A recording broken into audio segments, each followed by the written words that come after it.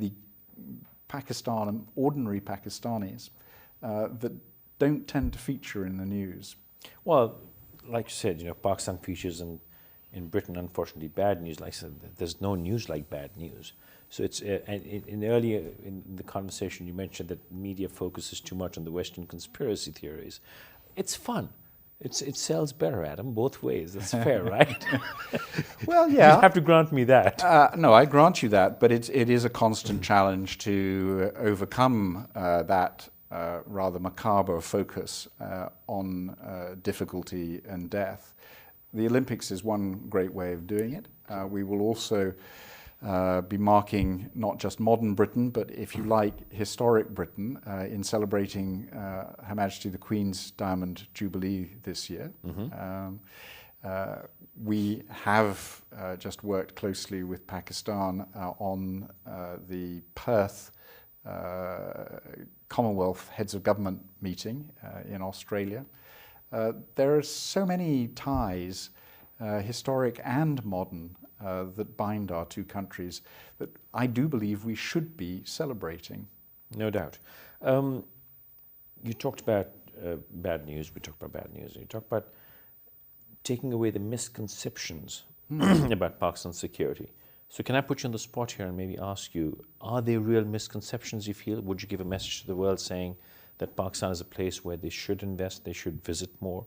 In spite of the bad news? Absolutely, absolutely. I do it regularly at business conferences in the United Kingdom because it's absolutely clear that although there are a number of challenges for doing business in Pakistan, the single greatest is what's in businessmen's minds about this country. It is a misperception. People tend to assume that what they see on the television is the whole story. It just isn't. I mean, maybe this isn't a very kind thing to say, but far more people die in traffic accidents in Pakistan than die from terrorism. Even though, and I must hasten to say right away, Pakistan has suffered worse from terrorism than any other country in the world in recent years. There have been appalling losses.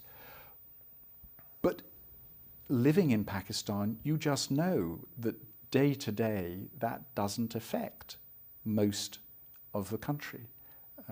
And you also know about the tremendous resilience of people under this threat of violence. You hear about corruption as a problem in Pakistan, and it exists, but we have over 100 significant British companies, sort of household names. GlaxoSmithKline, for example, is the largest company in the pharmaceuticals industry in Pakistan, who are doing very good business under the most stringent British legislation, the Anti-Bribery Act. And they managed to deliver double-digit profit for their shareholders in Pakistan. So I describe Pakistan as a business secret that smart British businessmen need to cotton on to. So there is great opportunity here. Absolutely, there is. You just look at the entrepreneurship of the people, the resilience, the sense of spirit and spark in this country, and it's a natural. I get upset that the United Kingdom is only the third largest foreign investor in Pakistan. I think we have no excuse for not being number one here. Well, I'm keeping that on record, and I'm going to take small clips of this and make sure people get to watch this.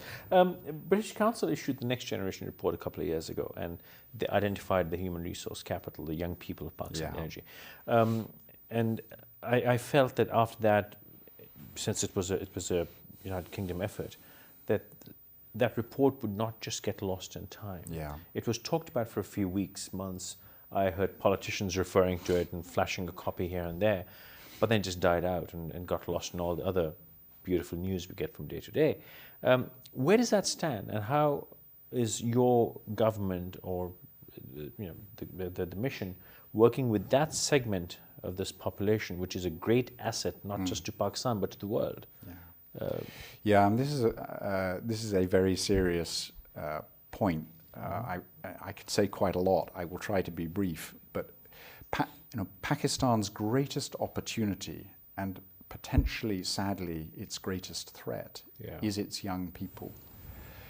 You are a population growing extraordinarily fast, much faster, in fact, than any other population in South Asia.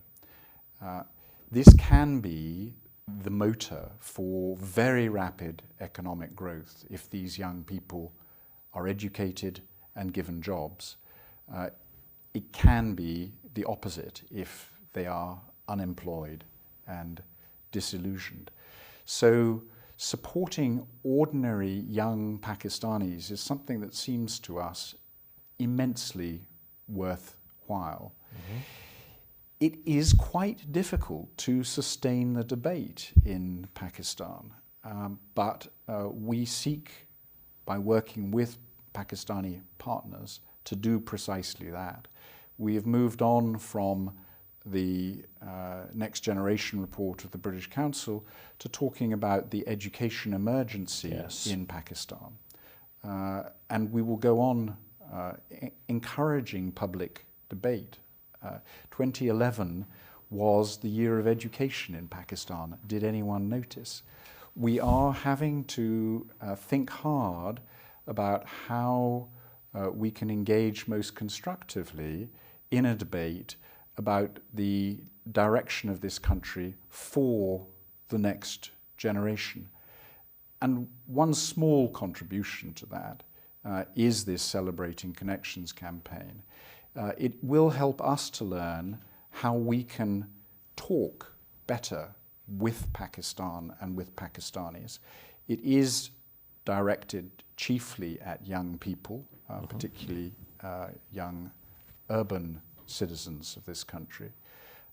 And it will, I hope, not only strengthen the understanding about the power of the links between our two countries, but also build our own understanding of the challenges that the next generation faces and let us be a little bit more effective in supporting them.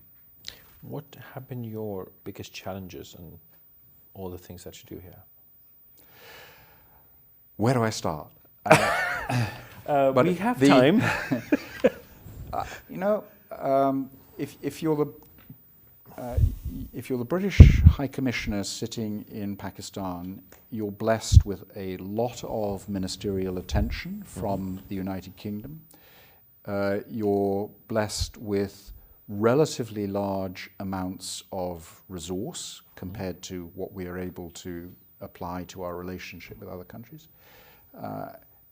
And you are perhaps cursed with this delusion that you can make some positive difference in the country.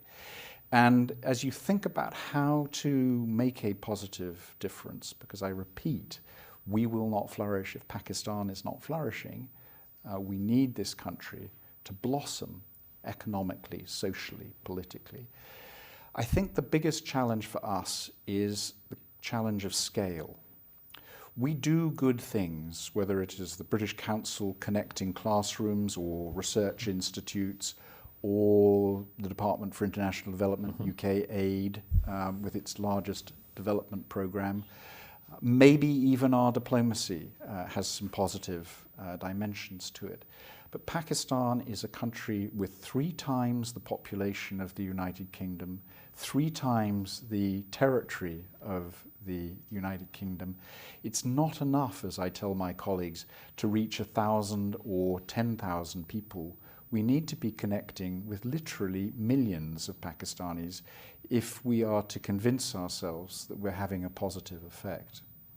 And that has been a challenge. And that is a challenge. You said you cursed with the delusion. What I need to say in connection with this Celebrating Connections campaign, if you'd like to connect to the UK and to find out more about it, please visit the UK in Pakistan website or find us on Facebook, Google us, Twitter, or follow our Twitters.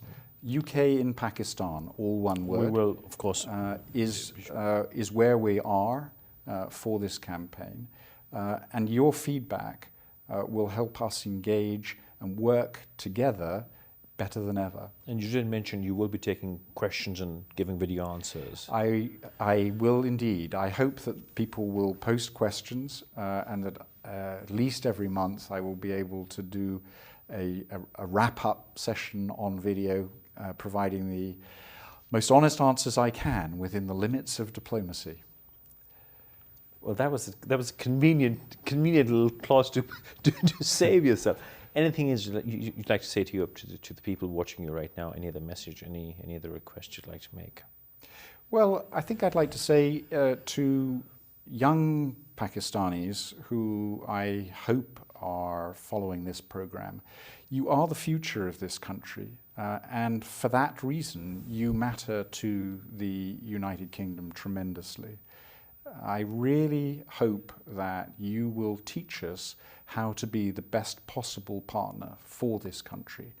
And I hope that this Celebrating Connections campaign will help you understand that we are not in Pakistan just because of terrorism or because of Afghanistan. We have a whole wide range of ties between our two countries that we can not only celebrate but build upon, whether it is sport or education or trade or development or the multiplicity of people-to-people ties that bind us together. Adam, it's been an absolute pleasure. Thank you very much. Thank you. इंशाल्लाह फिर मुलाकात होगी, तब तक इजाज़त दीजिएगा।